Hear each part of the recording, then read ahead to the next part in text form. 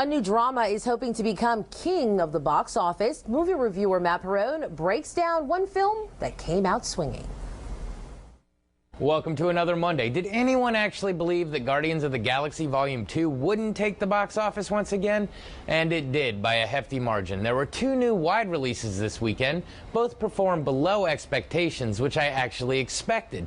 But I didn't know which of these two I was going to see. It was Mother's Day weekend, so I was at my parents' house and asked my mom which one she would rather see.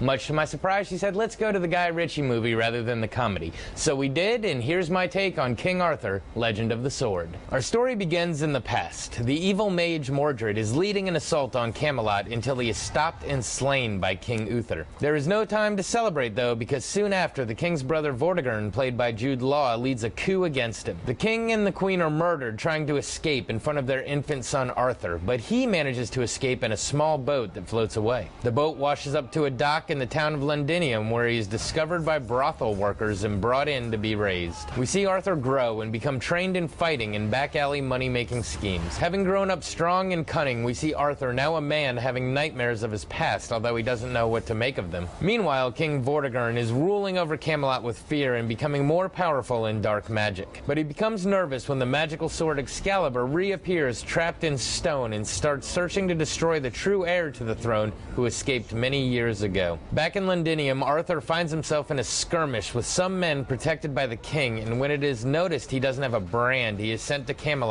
to rectify that. While there, he sees a group of people trying to pull a sword from a stone. He steps up, and to everyone's amazement, he withdraws it. He is immediately jailed and sentenced to execution. As the movie progresses, we see Arthur rescued and told of his destiny. It is not a destiny he wants, and he is unable to properly wield the sword. With the passing of time, he begins to truly understand his past and what was taken from him by Vortigern. He also sees what will become of England if his uncle is not stopped. Through non-stop action, we are shown the boy becoming the hero he is meant to be and watch from the edge of our seats as he heads into Camelot to try to put a right to all the wrongs done for so many years. So, what to say about this one? First off, I'm a big fan of Guy Ritchie, and I truly appreciate the humor of his movie being beaten at the box office by a movie called Snatched, considering one of his first hit movies was called Snatch.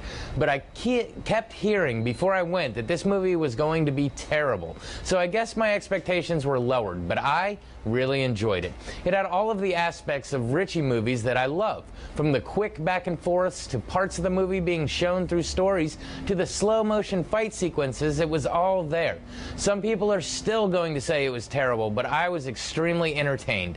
It takes a legend that has been covered many different ways and finds yet another way to tell it without losing the main aspects of the story. The action is constant and fun to watch, even though the final fight scene is a little reminiscent of an old commercial for the Marines. It's still a good time. This film was supposed to be the first in a franchise, but unfortunately with the money it's bleeding right now, that probably won't happen. But I'm telling you, if you like Guy Ritchie movies, you'll enjoy this. If you like Guy Ritchie movies and the Arthur Legends, then by all means don't miss it. This has been your Monday Movie Musing. Back to you.